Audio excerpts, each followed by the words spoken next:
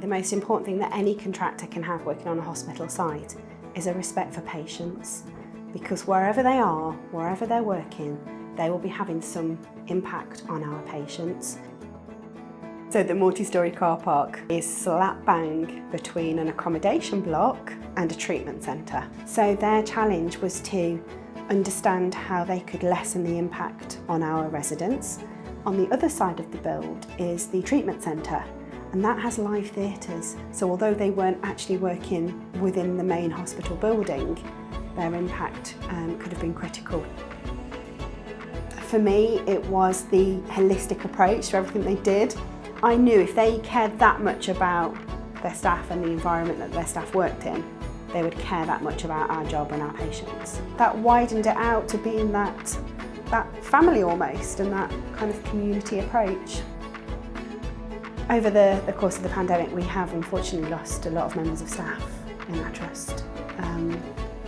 And we wanted a fitting memorial, a place to remember people, a place that families could come to remember.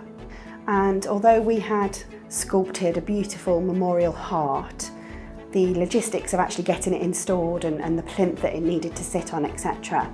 That was actually donated by Morgan Sindall, and they helped project manage that for us as a show of their appreciation of what NHS staff had done through the pandemic. So whilst we've got the lasting legacy of the car park, we've also got lasting legacy of the memorial heart and the thank you heart.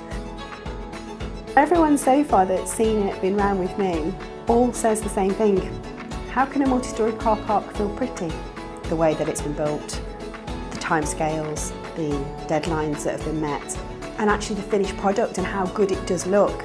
So for staff, the multi-storey car park will mean so much, because they're now going to have an undercover car park that's well lit, good CCTV, close to where they're finishing their shift and they haven't got a long walk. It's surprising what a difference it will make to staff morale to have that actually open and accessible.